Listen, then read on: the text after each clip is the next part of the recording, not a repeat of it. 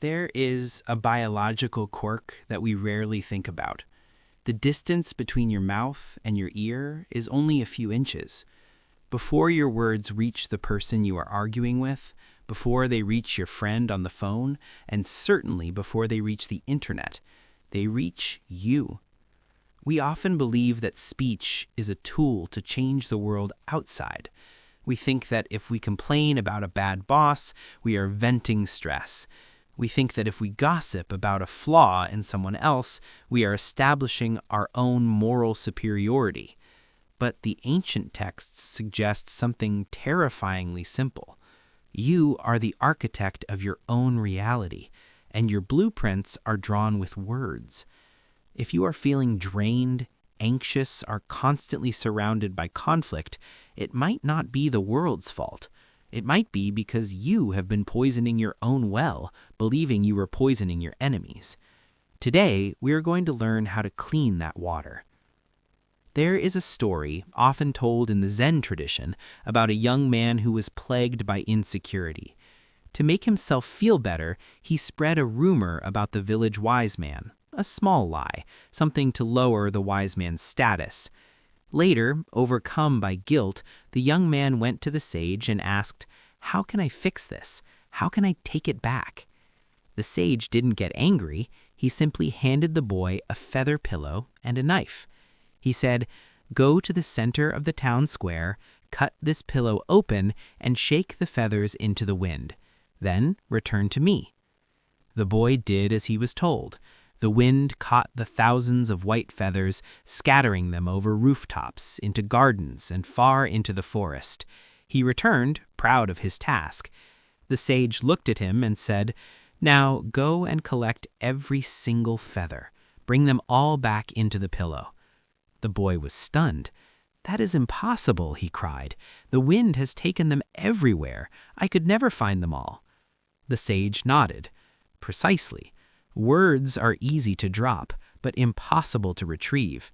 But remember this, while the feathers fly away, the empty pillow remains in your hands. You are left holding the emptiness you created." This isn't just a moral fable. It is early psychology. The source material for today's reflection teaches us a profound truth. We create our life from the intention behind our actions and speech. In modern terms, this is neuroplasticity via affirmation. When you speak ill of others, you are not just describing a reality, you are reinforcing a neural pathway in your own brain that looks for negativity. You are training your mind to be a scanner for faults. The teaching offers a diagnostic tool for why we gossip or speak behind people's backs. It says, when we speak about others not to their face, it comes from fear, cowardice, and unresolved issues in our own lives. Think about that. When you complain about someone else to a third party, you are usually trying to recruit an ally because you feel unsafe. You are avoiding the direct conflict because you lack the internal merit or psychological stability to handle the truth. You are distracting yourself from your own messy house by pointing at your neighbor's broken window. So how do we distinguish between a valid problem and just noise? The teaching gives us the separation technique. We must separate the event from the story. The event is, he was late to the meeting. That is the truth. The story is, he doesn't respect me, he's lazy, and he's trying to sabotage the project. That is the fabrication. That is the poison. When you speak the story, you suffer. When you speak the event, you can solve the problem. This leads to the hardest pill to swallow. If you must speak of a fault, you must speak directly to the person, not to destroy them, but with what the texts call metta, loving kindness. In Western terms, we call this constructive confrontation. If you cannot say it to their face with a genuine desire for their improvement, then your silence is better than your speech. If you speak to harm, the first ear that hears the hatred is yours. The first body that floods with cortisol is yours. How do we apply this tomorrow, in the office or at the dinner table? We need to overwrite our mental software. The teaching suggests that when negative thoughts arise, when you catch yourself mentally arguing with someone, you must stop the loop immediately. Don't indulge the wolf. Don't say, "I have a right to be angry." Instead, recognize the thought as a glitch.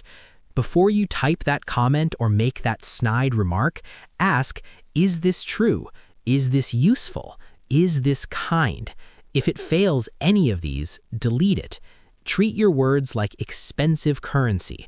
Don't spend them on trash. The text offers a powerful, specific affirmation. If you feel hate towards someone, you must manually override the system. You say, internally or out loud, "May you have the opportunity to learn. May you get what you truly need to be at peace." You aren't doing this for them. You are doing this to clean the poison out of your system. You are reclaiming your own mental real estate. We live in a loud world, a world that rewards hot takes, outrage, and constant noise. But the modern sage knows that power is not found in volume. Power is found in intention. When you speak truth, when you speak with the intent to unite rather than divide, you build a fortress of inner fullness that no external chaos can shake. Remember, everything you say enters your ears first, so treat yourself with enough respect to listen to only the truth. Speak kindly, not because the world deserves it, but because you do. Thank you for listening.